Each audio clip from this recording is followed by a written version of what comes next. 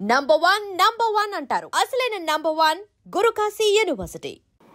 కామ, క్రోధ, లోభ, మోహ, మద, మాత్సర్యాలు అనే 6 కొన్ని వేల మంది లక్షల సార్లు చెప్పి ఉంటారు. ఈ 6 మూలమైన ఇంకొక రూపం పేరు అసూయ. అసూయ కారణంగానే ఈ 6 ఉన్నాయి.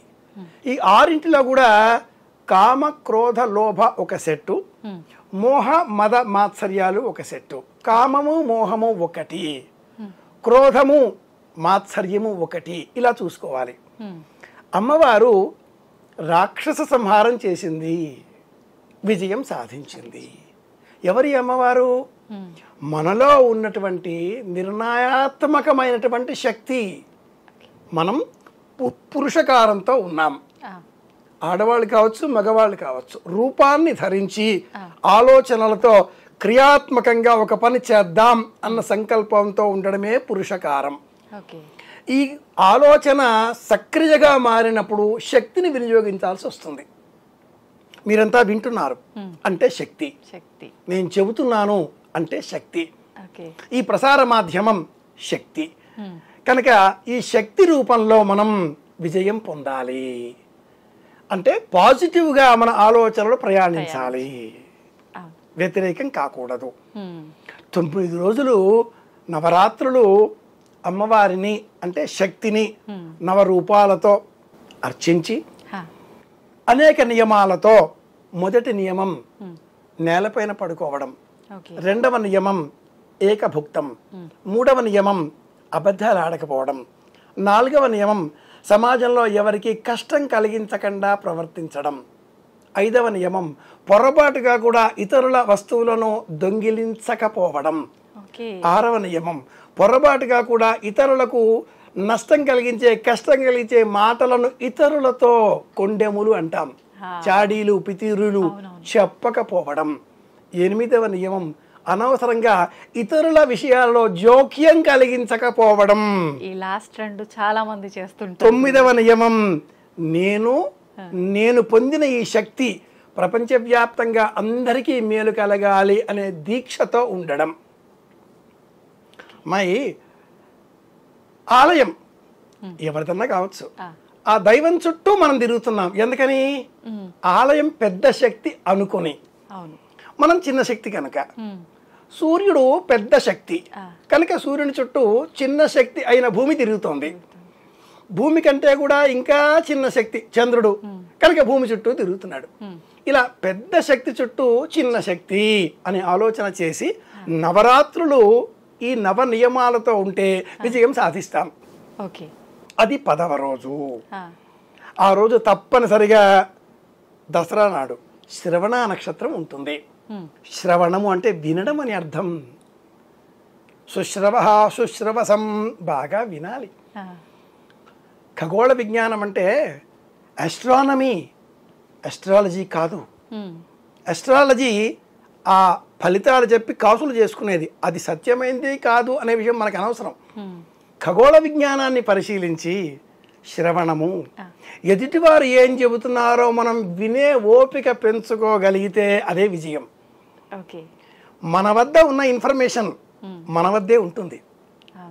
ఎదుటి వాళ్ళు ఏమైనా చెబుతూ ఉంటే అది కూడా వినేస్తున్నాం కాబట్టి నేర్చుకుంటామా లేదా తర్వాత సంగతి, వింటున్నాం ముందు. అప్పుడు మన వద్ద ఆ విషయం రెట్టింపు అవుతుంది. Energy, knowledge. అవసరం ఉంటే సమాధానం ఇస్తాం, లేదా నవ్వేసి ఊరుకుంటాం. ఇది విజయదశమి రహస్యం. బాగా వినడం నేర్చుకుందాం, ప్రశాంతంగా ఉందాం. శ్రవణ నక్షత్రం చంద్ర నక్షత్రం, అమ్మని గౌరవించే ప్రయత్నం చేద్దాం. సోదరి, కూతురు, అమ్మ అందరిలో కూడా శక్తిని గమనించే ప్రయత్నం చేద్దాం. విజయదశమి అంటే నవరాత్రులలో ఏ ఎనర్జీ మనం పొందామో ఆ పొందిన ఎనర్జీతో ప్రపంచానికి మేలు కలిగే పని చేయడం. మనం ఏం చేస్తున్నాం? జమ్మి చెట్టు దగ్గరికి వెళ్తున్నాం, సాయంత్రం పూజ చేస్తున్నాం, పాలపిట్ట చూస్తున్నాం, దేవాలయ దర్శనం చేస్తున్నాం, కొత్త బట్టలు వేసుకుంటున్నాం.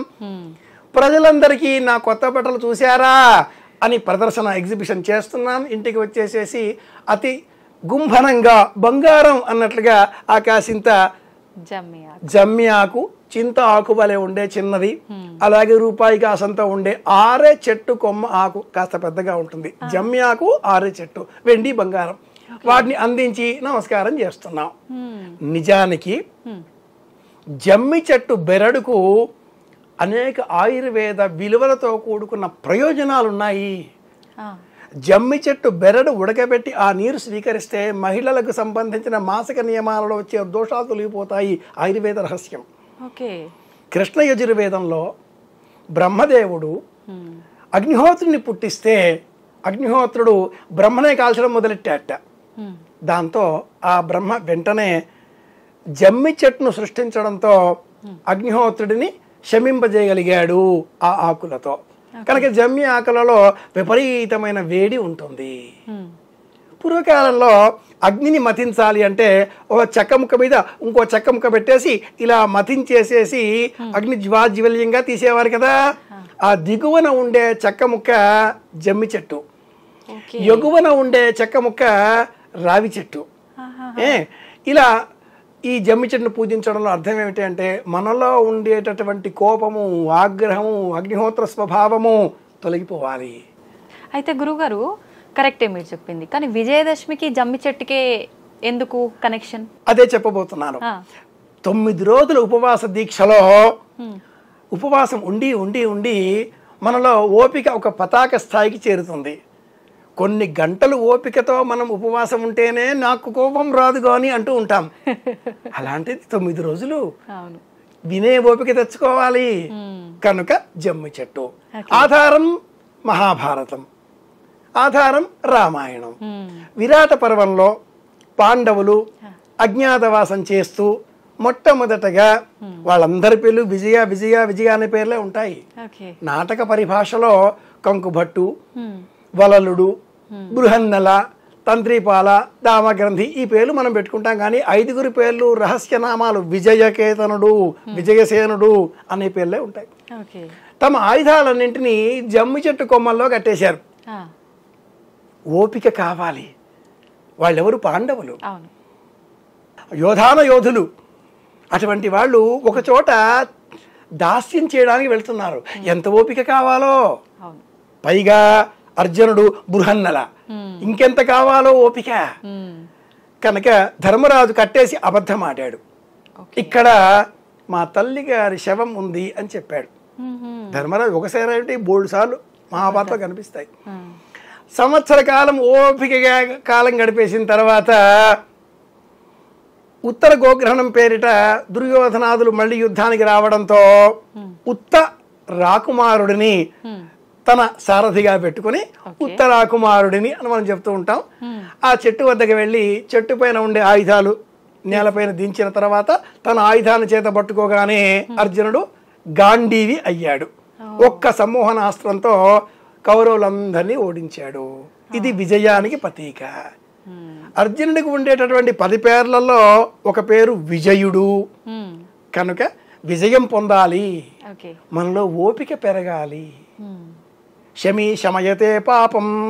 జమ్మి చెట్టు చేతబుచ్చుకుంటే మనం చేసిన పాపం తొలగిపోతుందట. పాపం అంటే ఈ 9 రోజులు ఏవైతే చేయకూడని అనుకున్నామో అవి చేయడమే. ఇతరులకి నష్టం కలిగించడం, ఇతరులకి కీడు కలిగించేటటువంటి మాటలని మనమే ప్రచారం చేయడం, ఇతరుల సొమ్ము అపహరించడం, ఇవన్నీ పాపాలు కాదు. తెలిసి తెలియక చేసి ఉంటాం. అవి తొలగించుకోవడం కోసం జమ్మి ఆకుల్ని పట్టుకోవాలి. శమీ శత్రు వినాశనం. శత్రువులు ఎవరు? అసూయ, కామక్రోధాదులు ఉన్నాయి, లోపలే ఉంటాయి. బయట ఎవరు శత్రువులు గారండి, అందరూ మిత్రులే. వాళ్ళల్లో ఉండే ఈ అవగుణాలు మనకు కష్టం కలిగిస్తాయి. అలాగే వాళ్లకు కూడా మనలో ఉండే ఈ అవగుణాలే కష్టం కలిగిస్తాయిగా. కాబట్టి శత్రువులు ఎవరు అంటే అవగుణాలు, అవలక్షణాలు. అవి తొలగిపోవాలి. వీటిని పెద్దవాళ్ళకి ఇచ్చి చిరంజీవ అంటూ ఆశీర్వచనం స్వీకరించాలి. అర్జునస్య ధనుర్ధారి రామస్య ప్రియదర్శన. విజయదశమి నాడు మనం చెయ్యవలసింది సూర్యోదయం కంటే పూర్వమే లేచి చక్కగా స్నానాదికాదులు చేసి ఉదయమే కొత్త బట్టలు కట్టుకోవాలి. సంప్రదాయపరమైన దుస్తులు ధరించి దేవతారాధన చేసి దీపారాధన చేసి ఇష్టంగా కుటుంబ సభ్యులందరూ కూడా కలిసి చక్కగా తీపి పదార్థం తినాలి. ముందు తీపి, మధ్యలో తీపి, చివరిలో తీపి తప్పనిసరి. భోజనంలో ఆది మధ్య అంతం తీపి. ఓకే. సాయంత్రం 4:50 అపరాజిత ముహూర్తం అనే ముహూర్తం ఉంటుంది అన్నట్టు. అమ్మాయి ఈ మధ్యకాలంలో ఒక్క ఐ డ్రీమ్ సత్యం చెబుతుంది. ఇలాంటివి అనేక ఛానల్స్ మొదలయ్యాయి. ఎవరికి తోచింది వాళ్ళు ఇది అపరాజిత ముహూర్తం, ఇది ఈ సమయం, ఈ సమయంలో మీరు ఈ పని చేశారో విజయం మీదే, చేయలేదో మీరు అయిపోతారు అని బెదిరించే భయపెట్టే మాటలు చెబుతూ ఉన్నారు. అవేవి శాస్త్ర ప్రమాణాలు కావు. సూర్యాస్తమయానికి 48 నిమిషాల కంటే పూర్వం ఉన్న సమయం అపరాజిత ముహూర్తం. ఓకే.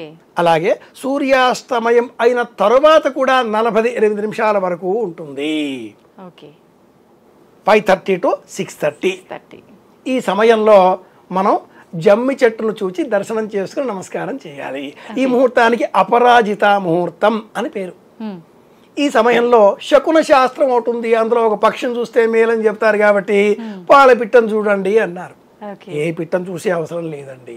మీ మనసును మీరు చూసుకున్నా చాలు. నేను అన్యాయం చేయను, నేను ఎవరికి పొరపాటుగా కూడా పితూరీలు చెప్పను, నా వల్ల ఎవరికి ఏ కష్టం కలగకుండా